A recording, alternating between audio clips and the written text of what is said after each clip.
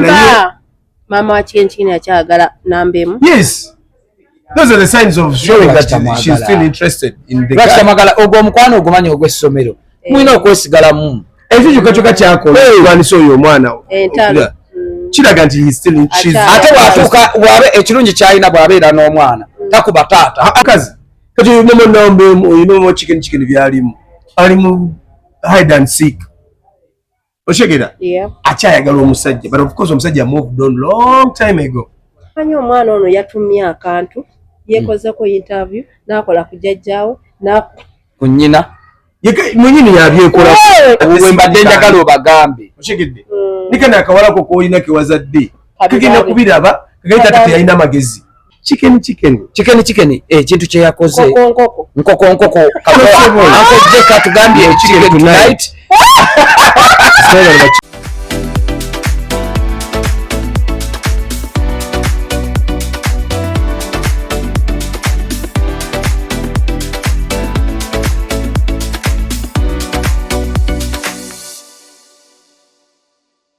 Tubaniriza nnyo ku YouTube channel ya Life Experience Uganda nange mwana mwala wa Asha nava namatubana ye mwasibye mutya muli mutya transparent muli bulungi nnyo nnyini ddala nebaza abantu abatulabira mu bitundu ebyenjawulo abatulabira e Uganda abatulabira abroad banaye mwebale ku subscribinga ate nga n'abapya banaye mweyongere mwongereyo channel ya Life Experience Uganda mubeere nga muli part of us. Era nga bulijjo sibeera ze kambeera ne bannange kababuuzeeko ate era tutandikira awo olunaku olwaleero. Neyanza nnyo Ashanava omwana ow'engabe amanya n'eddoboozi Prince empozi Jose bampita Prince abaana batategera bulungi bampita batya Prince Riam omwana njokya awakane mu kibira agenda n'angamba gwe Prince Riam niye mpuliranga ng'osodde swadde Linda yakuyitaje. Linda ompita otya mukwano mukama wange amanya n'eddoboozi Prince Liam official. Yes. Omuvubuka anyirira nze n'abakyala tuli tuti oba toyina ssente tuli tuti oba oyina ssente nkufuna bulungi olugalo nga weeweeka so mwenna abali eyo buli omwanywere waali 2026 nabagamba sigenda kusembeza nkwengere timu kawumbi buli mwabeere mulayini bwalina okujja bwomanyi oli wa kikomando ono w'ekikomando mwojja okitegedde 2026 gwe mwaka kati gwenjogera ku tulimu era anko namugamba omwaka guno tetugenda kwesigama twagala kuyimirira nga tuggumidde nkufuna bulungi kale sijja kulandaga nnyo yakava Bulaaya yakunyumira kubanga entalo tuyina nnene kupano kwenyini kuliko entalo simanya bazina gwa yali fucking shit yali ku kamera. Ladies and gentlemen, my name is Josh MC, an amplified king around town Kampala, Uganda. Thank you so much for subscribing, liking, commenting, and of course, whoever who's abusing us, you're doing a great job. I love Thank that. you so much for those insults and everything. The more you abuse us, the more we grow. So large upon yourself, representing. However, entire is going to get a mass on just ebiba bigize era mumanyi kiti kiba kikola ekiba kiddako. So please try to entale eziriwo ezanko Josh kupano kwenyini kuliko entalo after pano waliwo netalezo haliwo sarati uze awo nyini Ashanava balina okubanga tulidde ddala leero tuli ku Silverback ekifo kiri ku Sama Road gweno munange oba oyagala jangu tulewoko waliwo ebyokulya n'ebyokunywa mande babeera ne pizza buy one get one so jangu bawagireko olunaku olwaliro Prince tulina amawulire agabadde gatambula by the week number weeks 2 oba weeks nga 2 Kazoora oba yavuddeyo dde okutandika okubeera nga saturatinga mbino kuba omusajja oyo tumulabidde emyaka n'emyaka njukira n'abaana n'entoja Uncle Jeke twamulaba dda by the yali ku Uganda teye programs ezaluzo kati Uncle Jeke oyo abadde yasirika yali yasirika abaddeyo ebintu byejali watugamba omutumbu yasirika kiringa muyimbi wanabeera nga ayimba bwatubulako nga tukyamulabala watugamba yasirika katukegamba ne muba content creator mulimu abaagwa mubaamu kate tomanyi agambye yes content creator mbu bino ebyokudda wano n'okubawaalaala ne twasambya ati tuba twasamawa we are gossiping yagambe naye ekituufu kiri nti no JK I respect you because you know what it is but sometimes tumwenerya uncle manyi bagamba nti engeri gye wakavye Bulaya wandyogeddeko ku Luganda oluzungu lungi Zolala zikalo zembagambye ziri kuki anyway tugende so yes yeah I've not been around by the way I know like you see me I've just came back so representing but of course JK wajja mu agenda sokolindeko TV yagwa WBS sokolega prince waine myaka emeka by then ndali nkyasoma sijjukira by then naye mpeka akasawo osawo unomanya buli kakalinzi n'akawala kati sawa zino yes being that intino JK wa walokye tuyita .com ne analog yeah kati Uncle JK wa Uncle JK wa analog Kasuku beba .com okay. Because by the time Uncle JK was on the TV we had no social media yeah okay social media was not there abantu bali balaba TV more than anything else yes that's why ezo Uncle JK tokyogedde bubi byaliwo naye nga tetundabitegeera wano TikTok was not there TikTok naye nga bro Facebook by the time when was Facebook introduced in Uganda sejjukira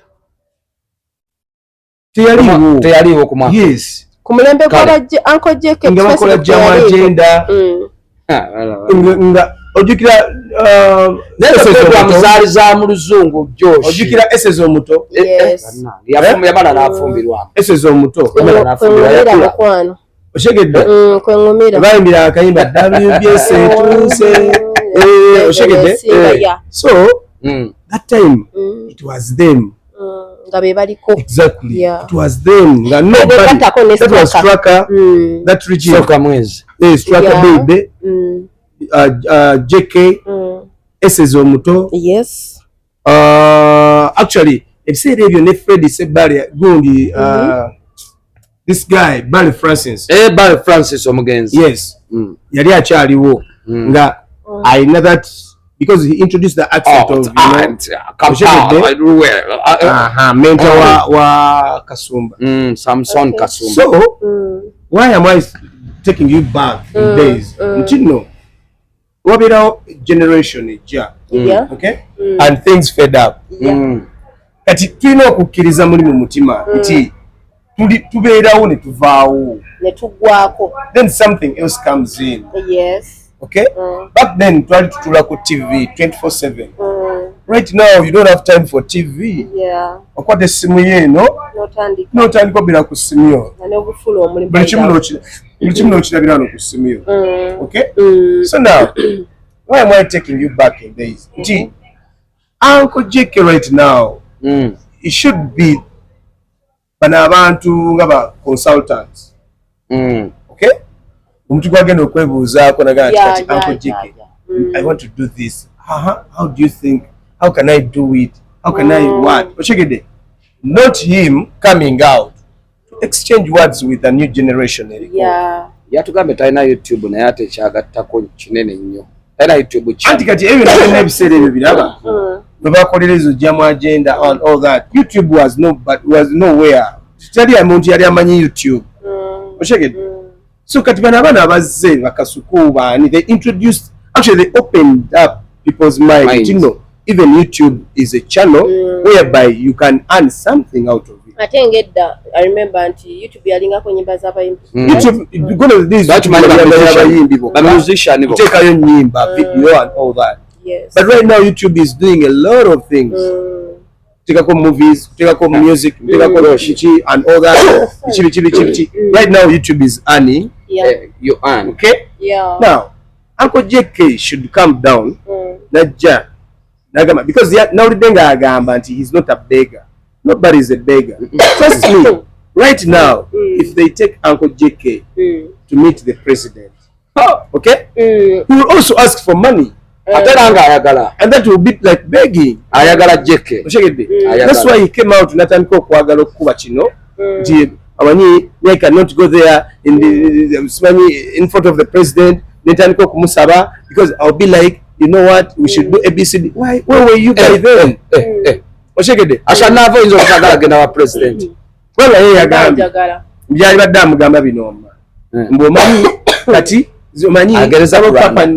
companies nyingi ezikola content you can go to URA and look into URA and see how many companies okay are paying tax because of content creation. So by then this is Uganda.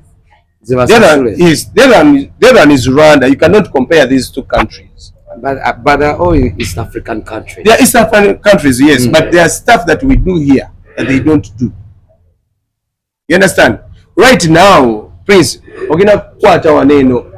going to go ufune akatunda, okay? Oba kachupa PET, you go buy a plastic soda. Otambule ngo omunywa. The moment wo mumalirira mugira sula wa kachupa. You understand? So there are some stuff that we do when we can't compare these two countries.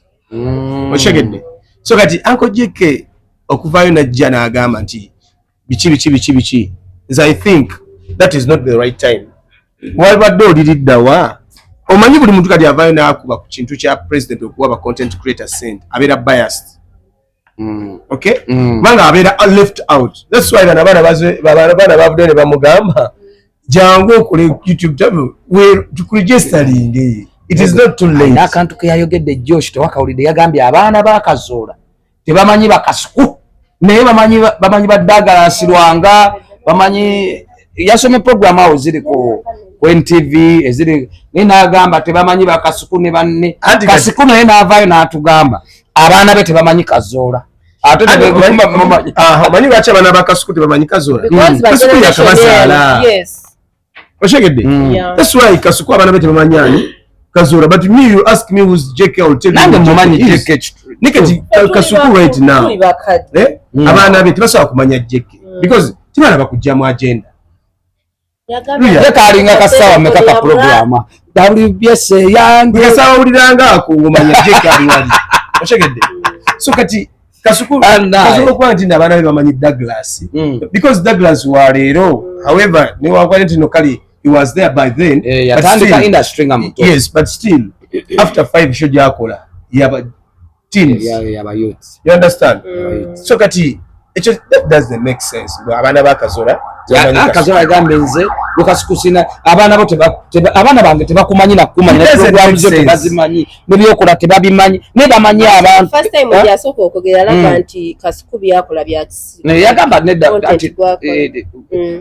yagamba tumuyita gospel yagamba they are just gossiping around. Just Uncle JK yaganye kukiriza nti eno generation indala ne nze Josh sigenda kwekerera Kazoora kantule ne mu kamera Uncle tekakeria Uncle JK Kazoora tuze tukulaba tuze tukulabye tukuze tukulaba TV ebaddewo gye wakolanga ko TV fena omuntu yenna ataliwo ne TV aliwo ey'amaanyi WBS. So Uncle JK Kazoora nawe ngenda kweyongera ku baana kye bayogedde gula YouTube channel tandika omulimo ogende wakasuka wandike anasobola kuba yalaze nti ye brand ye nene teri bya brand sawazi ati kakati olaba being that brand ye yali baddenga ye because brand ya Kazoora it is his own brand. Okay? Ntino ogenda kutambula mu kubaawo as per now if they put those two people Kazoora ne Kasuku gomanyi line ya Kasuku tambulao naye matino Kasuku yaliwa JK yaliwa tusimbe line Okay? Tudde mazima. Asha nabate wekubira manyi otera okwekubira. Of course Kasuku will win. Yeah, Kazoora, Uncle JK. Oshegedde. So JK alimu like bino ebintu kati ebyagundi asoka biveemu. Uncle ba yagadde tumujjukire. Agala come back. Ate bangaita mwerabira Uncle JK wa first family. Ate kati awo tugenda okwawukanira. Kabidio kenyini yakogera natugamba ye bawa Natasha aine erinnya lya muyita awo ndyerabidde n'agamba his uncle. Ati kakati yali related ku first family yagamba aine enti. Andi kati zino sinte. Bino si byante. Tuli kubya content. Okay, bino si byante wama uncle. Okay, bino bye tuliko bya ddala. We are not talking about cows. Okimaje Kazoora brand. Yes, Kazoora brand. Yes, he's a big brand. Akoledde companies ezenene zonna ziriwa yaliriddawa. Yakola ku TV wano. Ne TV ki? Abani. Eririddawa. Tata okimanyi wenjagalira stock. Aban TV. Aban TV. Yakirira. Waliwo yagambye TV zabaddeke mabega. TV kyendala gye yakola ku Magic. Eririddawa. HD. Yaliriddawa. Weri? Echa anti abali abagiraba ogiraba. Simanyi yagendanga PD. Nakola ku TV kyala. TV zonna zinakola ko tewali ekyaliwo. Mwogedde ku Magic n'enzijukira nono. Oshegedde? Magic yayinanga ka program akatunyumiranga bu firimu n'ennyimba. Ati kati omukulu we yajja. Ye yajja ne ideas ze ne concept ye. Okimanyi TV zonna ze yali akolako tewali n'emu ekyali. Ate kati mbayinga kya Uncle Josh. Essaawa zino bintu bikyuse. Ebiseera biri tulina engeri gye twavugangamu ekintu essaawa zino. Ekintu kiri ku social media. Anasigalira yamanyi. Tugenda kukubikira. Kunyumiza. And then to take you back wali eri wogambidde mbuno Uncle simanyi mukano Uncle wani. Muganda bawa Natasha mbu. Okay. Let me ask you something. Let me ask you something. Bano bamama babwe ne taata babwe bakulira ku mizigo teweerabira. Kati kababuuze ekibuuzo. Yakyogedde. Kasuku bakulira ku mizigo it's okay. Yayogedde nagabo bakulira ku mizigo simanyi omu abajja kesi z'abafu. Alina ka saloon awo. It's okay. It's okay. Neka tikambabuuze ekibuuzo. Omanyi bino bintu kyokwata abaana kwe ku social media. Tuve mu bintu bino ebyokubeera nti nno. Tuve mu bino ebintu ebyokubeera nti nno nayinawo bandiwo. Okimanyi nti nankojje kayagala likes and views. Omanyi nti byayagala. Kuba omuntu ategeera teyandivudde okwogereyo kasasiro gwe yayogedde. Anti katuwulira. Naye nga family yo mwali. Atuwulira. Leka Joshua atubulire ekya family. Nfe twagala bimanya ebya family because ebintu bya ssente bino bye baleeta tebyalimu bya family mu mulimu first. Oli wa first family. I know that's ayina buli kimu kisobola okuba era yayogedde n'agamba. Kali kamugamba nakasajja kali kata. Anga Natasha totubuulira wano lwaki teyakuwa. Atuwuliriza. Ate wenyini we munsalire ekirimi. Njagala kubabuuza. Wemugamba nti nno oli kojja woono. Kyagamba mbuno Natasha abadde takimanyi nti nno JK gyali. Abadde akimanyi. Abadde takimanyi nti nno naye content creator. Abadde akubira Kasuku. Because kino ekintu it was initiated by Natasha. Making sure nti nno ne ba content creators babeerawo. Okay? So at the end of that day, if they are related somehow, somewhere, okay, he would be the first person to be on the list. But guess what? He was nowhere. Nange kyokka Natasha bwe yatuuka mu maaso ga kitaawe n'agamba tukuleetedde YouTuber asinga amaanyi. Thank you. What name did Isaac? What did she mention? Yeah, mentioning Akatende Isaac. Why not JK? Generational content creator. It is okay. Olutalo lukyagendera ddala nno mu maaso kuba kati lumaze 2 weeks. So, what I will say, Uncle JK. Uncle JK. Actually, Uncle JK mwali mukoleddeko company yemu. Anti yes, kyebagenda okugamba. He's my boss. Badde manyi boss we. No, Uncle JK is my boss. Boss we. Okay? Bakolera company yemu. Kubanga nkozeko naye mu Airtel, nkozeko naye mu Peps. Oshegedde? Nkozeko naye ng'akyalina ebbala gye bayita Buddies. Njemanyi. Oshegedde? Kojja Joy. So, the studio. Teyali ye studio. ebyo nabina yali so kati like I feel pity right now kubera nti nate ye bitwabadde twebuuzaako ndimugamba you know what twagala kukola kino tukoze tutya and then you get out your camera netunuzamu camera tutandika okuzza ebigambo eri abaana abakakola ki abakamerukawo so let's this money zeme tufuula zeme tutuwaawaza ndi musanyufu sente ne Museveni eryokanga n'ogisuubiza ogamba otya abantu nti no gino ogamba otya abantu nti no Museveni talina bbawa alina bakolera ki he's a president okay he's a judge omuzzukulu omuwa so kati gwe byolimu mbuno lwaki Museveni abawa ssente simanyi ate mugende mu URA simanyi ate twalibadde tutikawo companies ate simanyi nezicreatinga simanyi ate nezisasula emisolo ate simanyi biki that's a long process okyegedde so my boss soka wekakkanyemu naye okimanyi kati ate nze wengulira ekintu kya kukuwaza bbanga ekintu kyajjeke bw'anaakikwata mu kigenda kusunsula ajja kiteeka nnyo emitendera z'endowooza giwulidde naye Kasuku ajja kiyisanga buli omu abaana ba TikTok bali awo tebasoma ebintu bigenda batawaanya buli bw'obiyingira into details obiyingire wa bimuwa burden chicken tonight so ebyo byonna tasakikwata naye nga ssebe essaawa zino teeka wali Uncle Chicken ne Jeke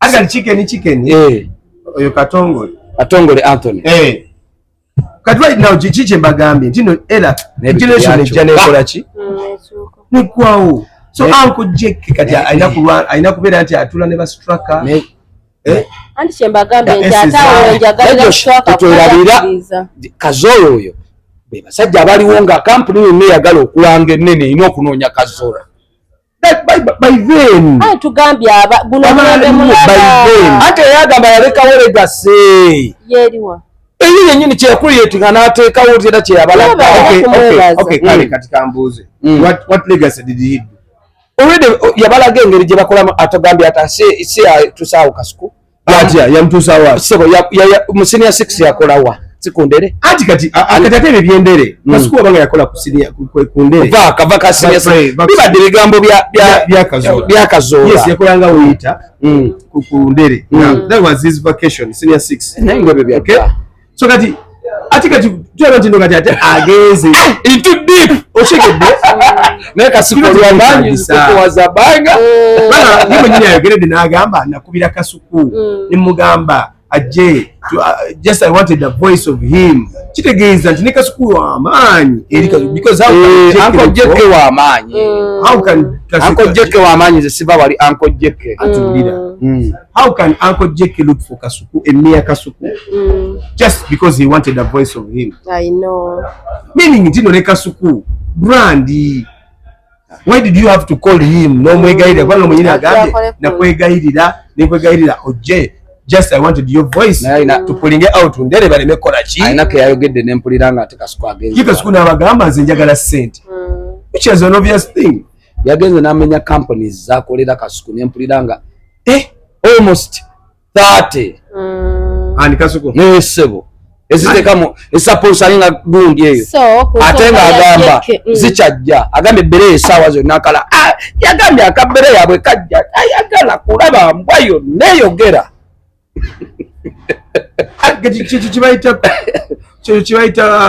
kibayita omutwe okay that's being creative you need to look for sources kati Josh njagala message owe Uncle Jeke ekifaananyi essaawa zino kyalina okukola okubanga asobola okutambulira mu layini Uncle Jeke agulawo office tekisooka okay wagulawo office atuule mu office ye nga is just a consultant person buli ayagala okuba nti alina kyayagala okukola about content creation buli ayina nti njagala kukola media house bisobola kasente bekaba kazze tasobola ati yagambye sente za kibi so ani yagambye sente z'ekibi ati yagambye basabiriza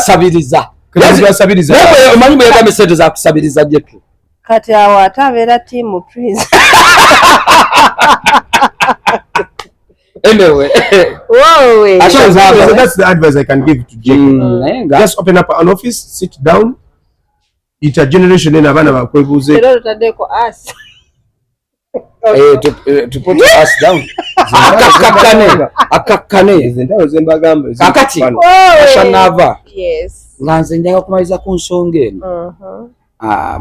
My brother Uncle Jake Kazoora. Yes. Musajja wamanyi ogwanga abantu bakoze amanya gawe tebateeka nuansi.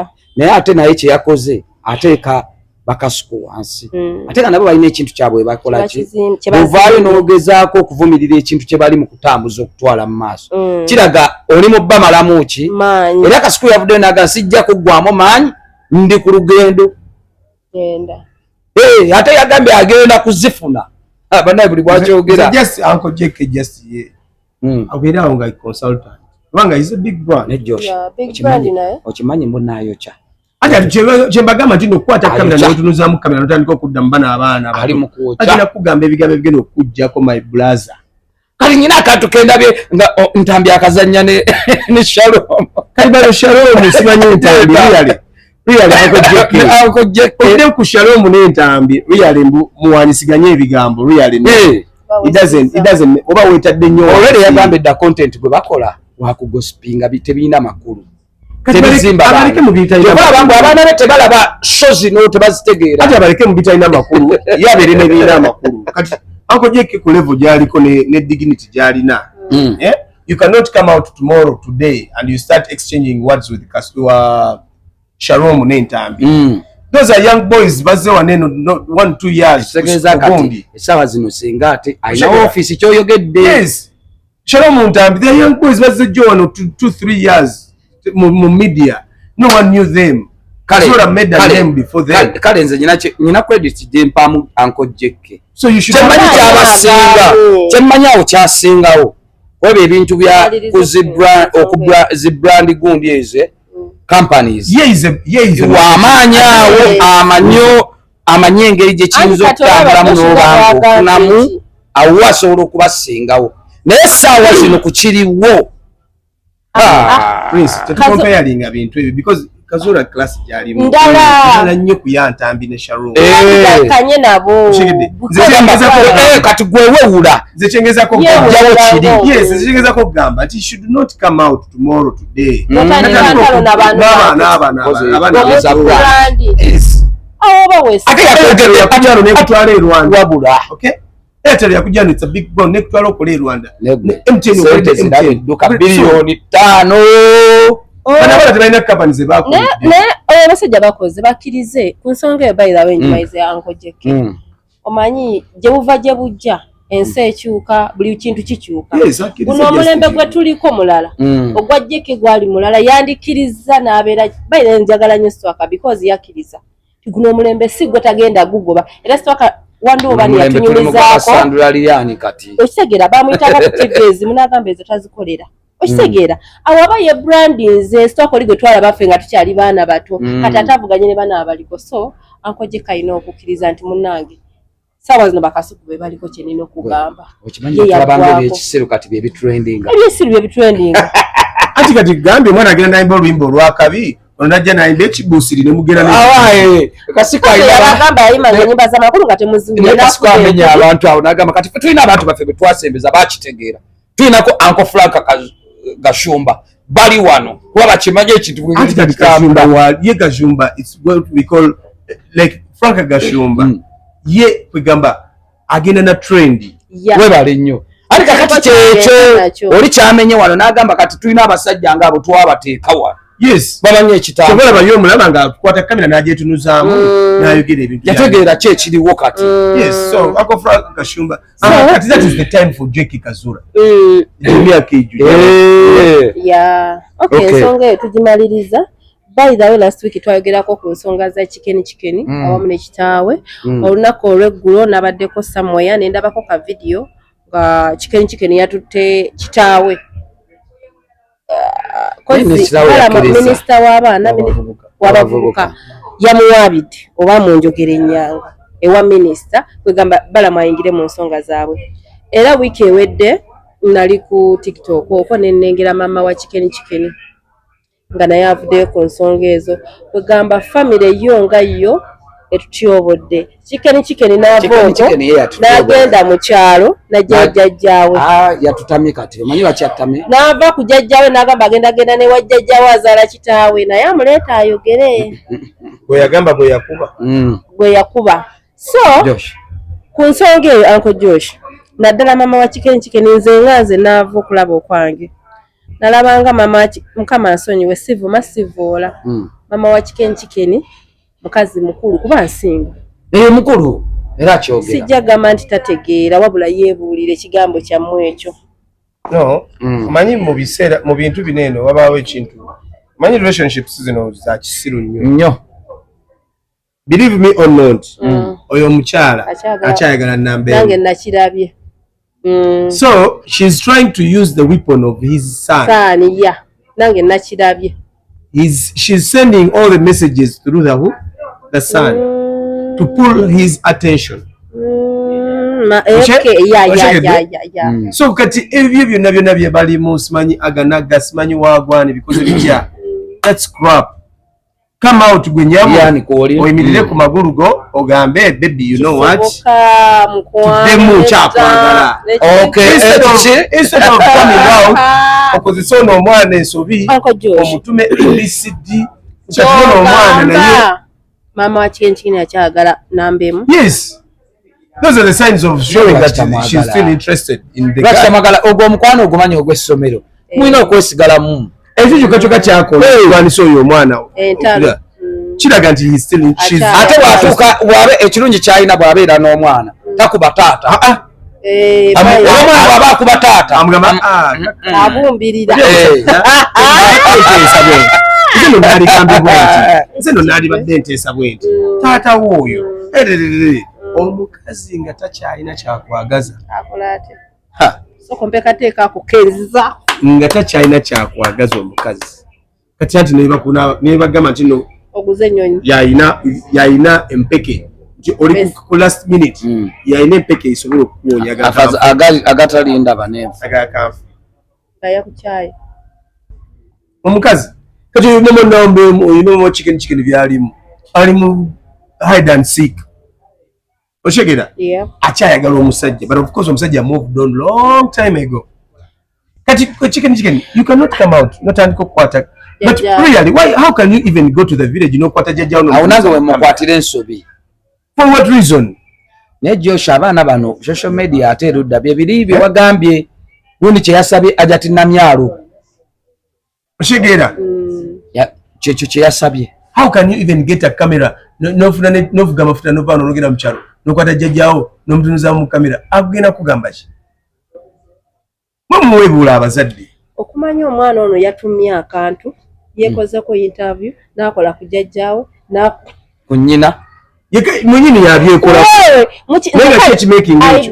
Uncle Josh I believe nti oyo omwana yagala situla YouTube channel ye newaba yagala situla YouTube channel ye if that is the way he's taking naye manyi oba olabisa ebyo bya kisiru oba olabisa ate Josh tulikide family yonna yonna ogitadde ku mawulire ogitadde ku social media ate ebintu genda kusigala yonna kakana we mbadde njagala obagambe oshigidde nikana akawalako koolina kewazadde kagenda kubiraba kagenda tata yalina magezi otuzo tajjajjawo mu kamera n'omubuza ebintu ng'oma taata oma jjajja taata ono zawo Chicken muntu wange naye twayawukanya nze mukwano gwange nga mulaba awo simunanvumangako tetuyombangako naye waliwo ebintu nava bye tuvumirira Chicken ekintu kye yakoze nkoko akojjeka tugambye Chicken tonight akojjeka agambye tabamanyi tabamanyi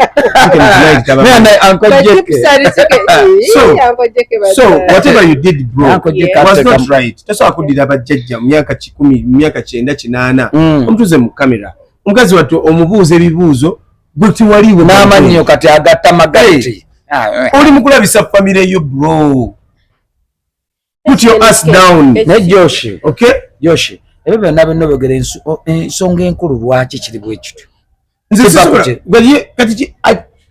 ajjawa guts ajjawa guts ezimirira mu kamera Chanel n'agamba mbuno taata nze njagala DNA njagala kumanya taata ono yanzaala oba si yanzaala onootegera mbu si yakuzaala what are you going to do next Yoshi abantu babulaye bagamba content ne bagamba bana content wadde temukola ebintu bya family toyinza kuteeka family yo bwotyo mu family it has to be private life. How can you put your fucking already the family is in a public animal public right now the family is in public.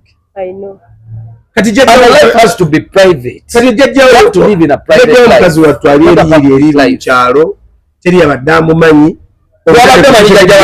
atandika omuvuma tumanyi baana kwegamba ebintu byakisiru ate ba social medias baana bavuma entegeera si yabwaze nti buli omu alina otegeera kati fe abamu famire zaffe tetusobola omwana yangambye muteri muniola munyaba n'amagezi naye abaana batikira nadde nsoma comment olimba nasomye comment wallahi ne muniola muniomu simanyi bakateekako ennaku zino muniola muniomu no bamututta ali gundi. So chicken nze the advice I would give you chicken tonight smell chicken tonight the advice I would give you Uncle Jacob go get about the advice I would give you put your ass down. Yes chicken never ina ass jatekawo anje yatunga bwa put your fucking ass down. Okay bro and then you remove your fucking family into media. Oshegede because but tubina ko the meaning happening bajjajja bambi abantu bakuze n'ebiti babwe ku nkomeredde gye bamalidde gyo yagala okuba weebula bamuvume bamugambe ebigambo byawuliridde omukadde oyo yeekumidde emyaka kati namulabye ekitono ennyo giringa mu 8 Bea nekakati omuntu ngo emyaka egyo gyonna gyabaddewo omuweebule mu myaka gye ebigambo bino nambeemu olabira chicken nga akutte ekkubo ng'agenze maama we kibooko mutwalire battalion anti yagaye mbu yalina battalion asobola kutwala simanyi battalion namba ewammwe musimanyi biki wookakwatirako nga kakutte ekkubo katwala obwo obupale bwake ewa maama wo kateege mu kkubo kakuba emiggo egisigaddewo gikuba ettaka muleke aswaze famire ya jjajjaawe ne maama we wabula ewuwo tomukiriza kutwalayo obupalepale obwo genda ng'atandika kukola ki kwogera bintu bya kisirusiru. Do not allow that. Let him be with his family for the mother side. Kati gwe newuwo please nambemu do not allow that nigger to take his camera okugitunuza mu maama wo because that's crap. Okay Prince ku nsonga ya nkoko chicken tonight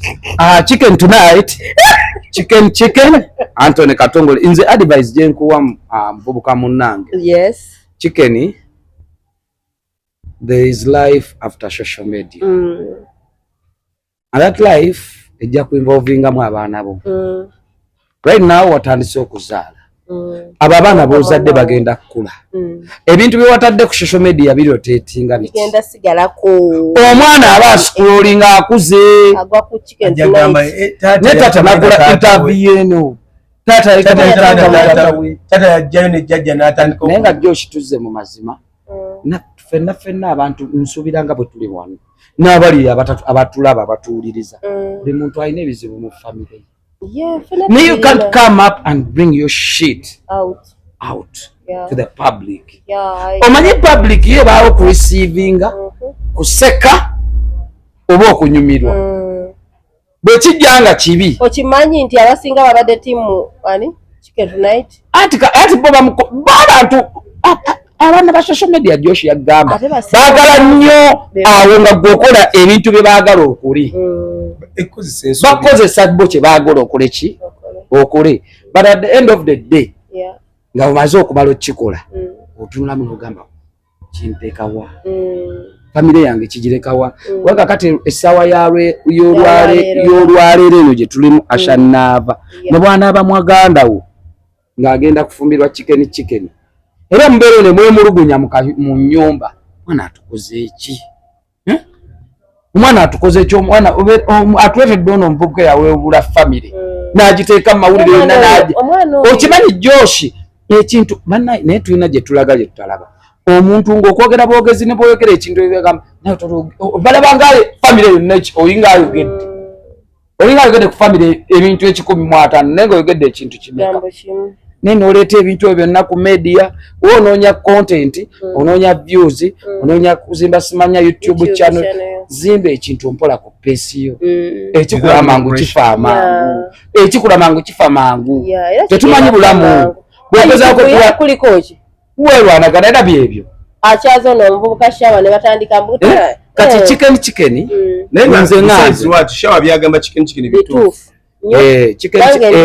era yayogedde naye kenyini agamba ekyova olaba kati kyawo ogenda onkuba akuba sikutegeera n'ekintu ekirala chicken kyenjagala amanye gye tuva ne bwe bugenda ne bw'onaakula n'oweza emyaka 7 ng'omuzadde alina 10 kubanga amusemberera abataatawo era ali bamaama era olina omuwa ekitiibwa naawe oba okuze naye era naawe osigala olina okimanya oli ani so chicken ebintu omanyi Josh anti social media nereesa obuzibu nakyogeddeko ku makya nkoze live naye mama akyensigenda amazina gazi namugala anti kakati olya byebyo content bagamba nti kati mama w'omwana otuula otya n'omwana kati nkweka example nkunyumiriza bino nkigambira mu kamera essaawa zino tubadde kutalwa Jekenani yanko Kasuku kukuwagaza baba tuli off camera tuli njogera tuli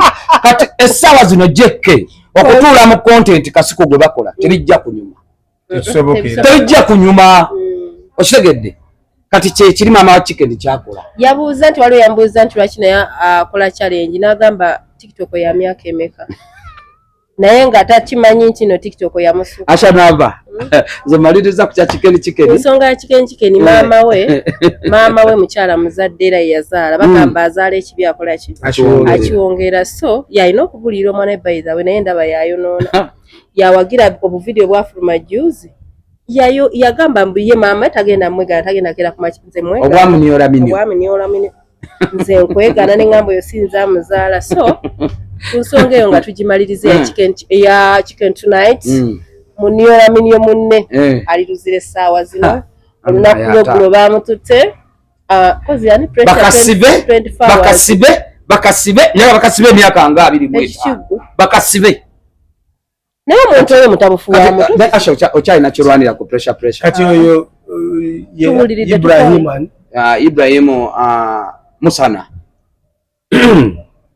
asulamu apartment million 3 omanyi ekireetera obuzibu abaana abo apartment ya million 3 ekireetera obuzibu abaana abo kikino kitwogerako kamera nabadde nkyogerako nankumaca nabeera ne views neziwera kati gwe mushana simanyire omusana simanyi yani twogerere bamanyi chicken because pressure 24/7 where do you get the guns Musana Ibrahim wetunuze mu kamera odde ku CDF w'eggwanga wabula Josh ato odde ku bwakabaka bwa nabuteeka ku ttaka who are you first and foremost as I look at you or as I see you you don't even to look to be a Muganda nakasanga konna kasibu oshegede you don't look to be a Muganda nego odde ku kabaka omuvole tokomye ku kabaka olumbye ate ebyo byobufuzi olumbye president Museveni olumbye CDF baina butabufu bombe bavumye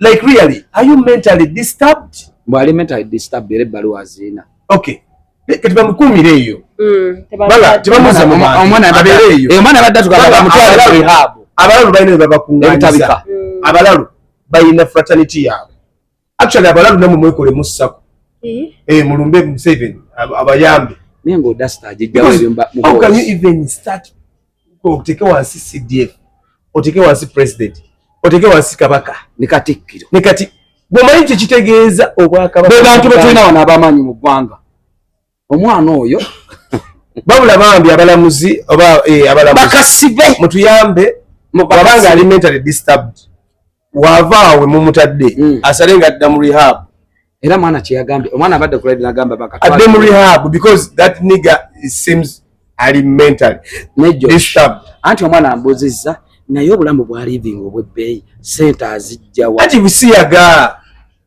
muniola minio Bwolera biyo omuntu ali nnome yekombakombe. Kayina gereje kakola olubi nakati. Nakasanga mu supermarket abula bannange. Bwolera biyo omusajja ngali straight. Yanyenyeza. No listen. Bwolera biyo omusajja ngali straight. Yayekombakomba, modola, nyola, mozozo obuso. Bwatula wana abasazeko engalo azikoza. Kitegeera bannange. Bro, ebiseera bye byakuyitamu. Ne bambi bagamba kali mu depression. Depression yaje abalezi be bamukyawa. Abakyala be yeye kaka yeye muka waba yemola abamukazi kozi bone sokoleke abasiyazi ba omwana okusigala nga musajja omukazi yeyemola kati gwe baba akukyawa baba abasajja okay nga time yagwako nga tokyabawomera it is okay put your fucking ass down ejibanyola nyola tacha ina watula okay yeso lwaki olaba ne watuula tasobola kutuula konge mabega ile bayita yodda lwatuula wamukosa wapampa oshegedde so put your fucking ass down okay and come because tosobola kuvaayo nojja notandika okudda bannange nodda ku CDF nodda gwakabaka notandika okuvuma ogwakabaka kugamba abaana ba TikTok bayitiriza nnyo olundi kudiiri olundi mbu free bannaye free pressure teri ayagaliza munne kukomera but for this time round because nze Asha Nava nvumirira era navayo ne bagamba Luwiraiti bamutwala naye si kirungi kubanga oyagale kulino pressure ye njagala bamusiba 2 tewagala kuyitawo mwaka 2 mweji abeere tewagala kuyitawo mwaka na gwe mwana afudde mu komera pressure bakusiba 2 mweji beerayo ate atugatta kochi wetuliza mu kamera abantu atugatta kamera ozze ku bwakabaka ovuma ebitibwa abantu be Twitter ebitibwa by the sawa zino tukimanyi bwakabaka n'obwa president wa byebitibwa betulina yabiteeka ku ttaka gwe ngaki owaki era ng'owaawa naye sawa zino Josh sawa zino kalaba kati no CDF tannakakwata abula abalinaanye CDF CDF tannaba bwezi tannaba taibirimu wabula bannava abamu bakagwe bazibu kati ate CDF wana akolera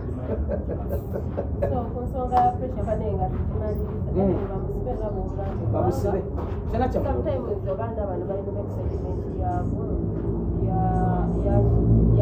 owononya content tomunonyeza ku bantu kuli muntu alina engeri naye katotandikira otya mu banene nga oli mwana wa kambata kambata otandikira eri wakusamulaba baleka famire zikabali kunaigamba akantu kano kalayika kakudde ddalibandika noba lwaki famire yako tekanguyira kati ekirungi kasa tulina kati cultures bit you try to put Buganda down at the same time I'll call it down so kati it's up to you guys if you say free pressure it is up to you kubanga nze sisobola era bannaye gwedalaba abitayipi I cannot because those are kuteka mwansi wakabaka yeyita kabaka weyise kabaka azihu annanga akayongezaako azihu gwekiyenje gwe konna kalinga naye wali okasanze waliwo omuwala kyali wange simanyi kubbibwako yagalabaawo nga kali awo simanyi biki naye kati nze ne bampamu kwakaakaana ako ne bangamba nti no batusibidde mu nnyumba emu mu ruumu emu nze nako kunze nako wabaawo omulambo wabaawo kubajjawo nga anti nze nkakuba kalumba n'amagye nkakuba akaana ako kewanika kalumbye obwakabaka ne gagenda amagye ne kagalumbira ddala ku top nze bakampeemunko 1 on 1 musana Ibrahim simanyi presa mazi presa 24/7 bwe presa mazi bakumpeemunko just nenga essaawa ennungi ezi sigenda kawuliriza era nkedde ku live yange kubaddeko akavuyo ne mbagamba yogera kuleshambo biki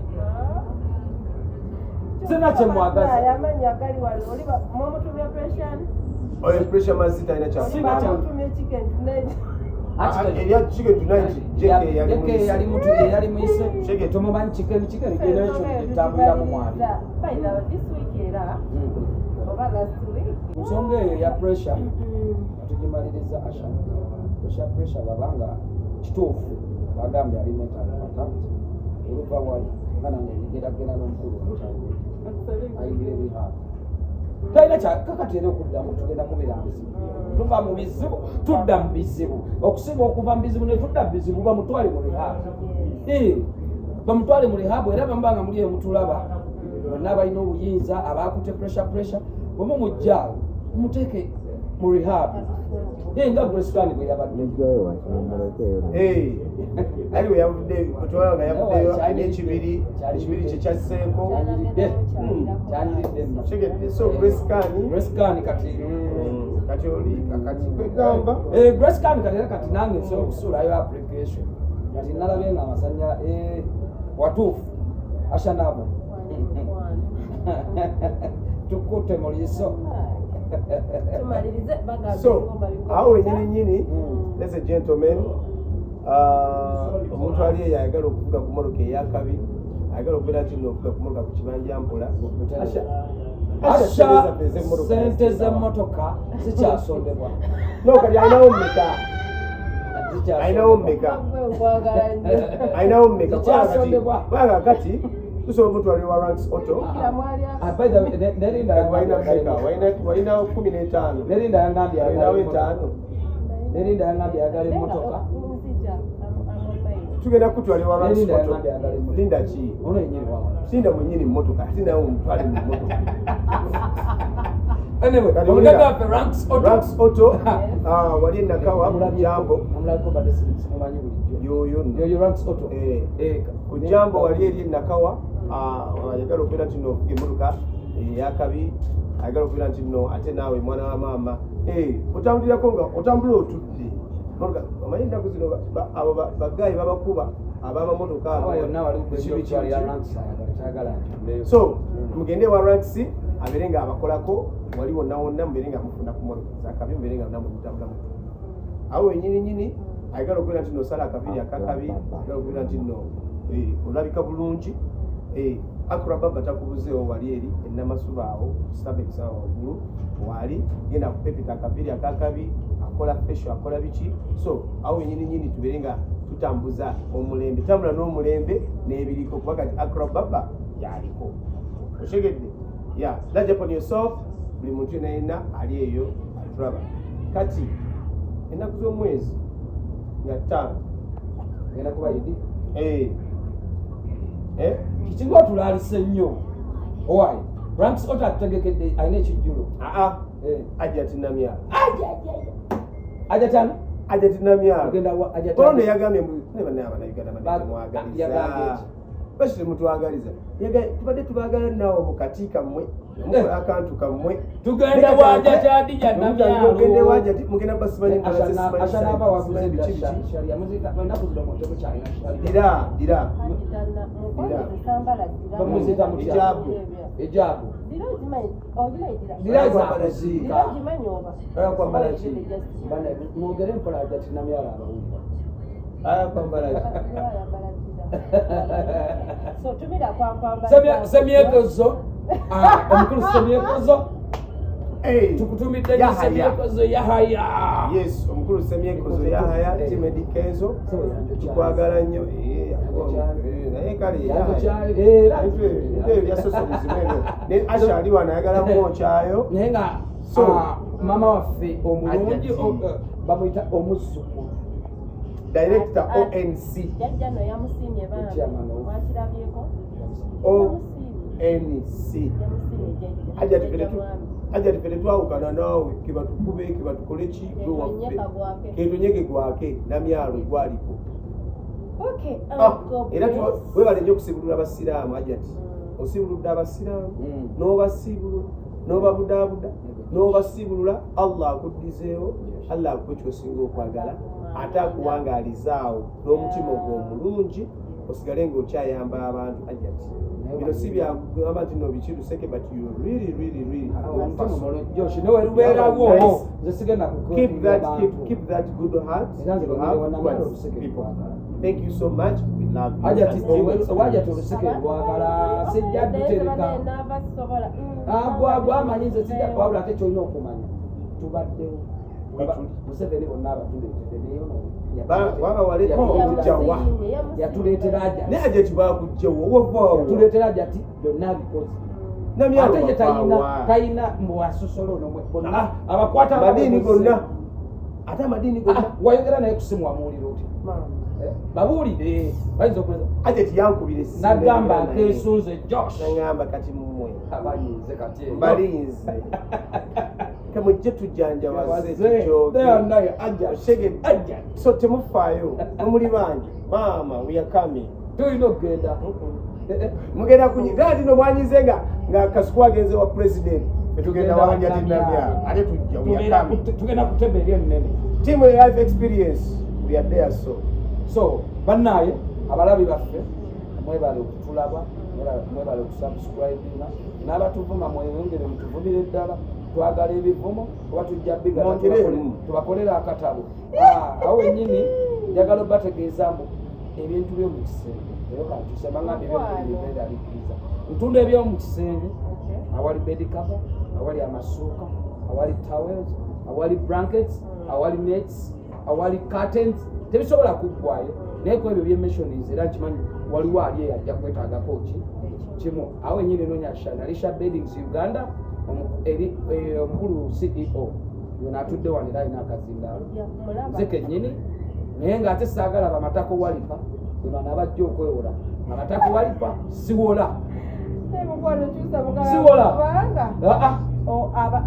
abalabi njagala bakirabe nedda ashanaaba abantu how much n'abalala Josh nade yakigamba bannaye nkwoyo omuntu ajja ku status how much I'll call you I'll call you bannaye tubakoye mulekere awo bw'oba togule jangu ngoze kugula ku status tebakolerako window shop anyway awo nyini njagala nobategeza waliwo omukyala naye atunda Josh atunda entebe emmeeza nyanzi furniture just mukyanja ayina entebe ayina emmeeza ayina mabo bamwita batya emmeeza za mabo ayina zino waliwo bano abavubuka batandika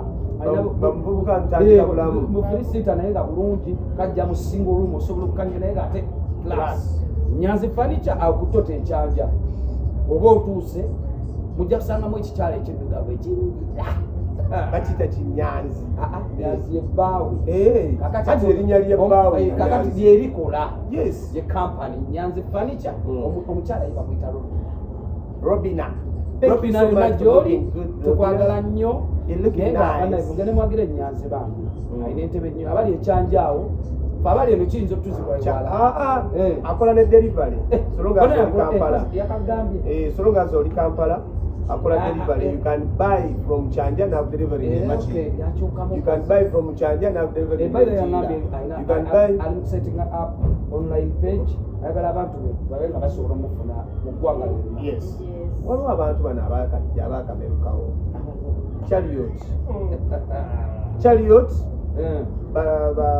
it's an app chariot it's an app olaba nga Uber yes you download it exactly you go to your Google Play or Apple Store you put chariot antikataba oli kuba Android tugeze ku iPhone Apple Store no downloading you can put chariot no downloading app eyo kuyambako oyagala kutambula oyagala kukola balina buli kimu borders cars exactly they have everything cars borders basangibwa awo entebe awo basangibwa so mutebe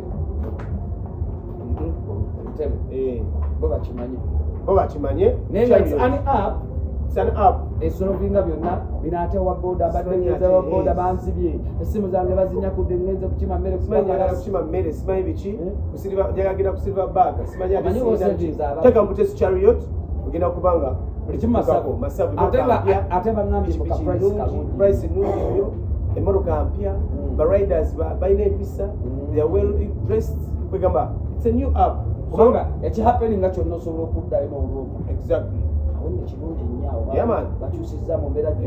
bino simanyi byokutubba bino abo benyininyini bachariot obanoonyeko genda bugenza obeere nga downloadinga app yaabwe so awo wenyininyini tumaliza ne Nava Beauty mulange takkirizibwa kweranga nga buli naye kyekyo musituzazuza mu kamera alina gwakuba nabaava mu kamera Ladies and gentlemen, aliyeyo nga wetaaza okubeera nti mwana wa maama mwana wa taata olabika bulungi nnyo mukameka eyo bana tugenda kutuukayo omukyala bantu ba Ian fucking shit. So ladies and gentlemen, tugamba nti olunaku ayagala okubeera nti nokola ka makeup akakabi bridal shower, baby shower, wedding, introduction, graduation, ladies and gentlemen, anything concerning about looking nice, as in making up, okay? The only answer is one. Nava's Beauty. Sanguari Machindi. The New York building now, if you're going up like I am Kapoti, it's just opposite the Palace, one which is in the New York building. Wasangi wow, Verenga Mugena Munai, Abakolika Abagalo, Benant Numulan Kabunji. He's doing a very, very nice good makeup. Twala your face you will not regret. Awe nyiri ebiwoma bigwa byocha tuli ku Silverback waneno wetuli lunaku lwa Monday ebeera buy one get one free. And of course ayagala okubeera nti nokujja okukiringa muko balina accommodation balina ebyokulya birungi and of course babeerawo nga bakola ki nga bakwasaganya. So Silverback bakola ne delivery n'emmotoka y'eddugala yagala kyosa kwegamba it is a self-contained place. Once you enter in Silverback oba otuuse place to be. But of course awo nyini sijja kuleka okutumira ku bakyali bange. Council Alan, big up on yourself. Ashraf, Premier Driving School, big up on yourself. Doreen, Emirates, big up on yourself. Becky, Emirates, big up on yourself. Ogoshegera, kati awo Asha Chikulegawa. Awo nyini. Senga Giradi Mukwana, how are you? Manager Senga Giradi, how are you doing? Senga Giradi 2020. I think you're doing great, Senga Glad. We miss you. Oh my God. Hope you're doing nice. Thank you so much. Ladies and gentlemen, we sign out. See you.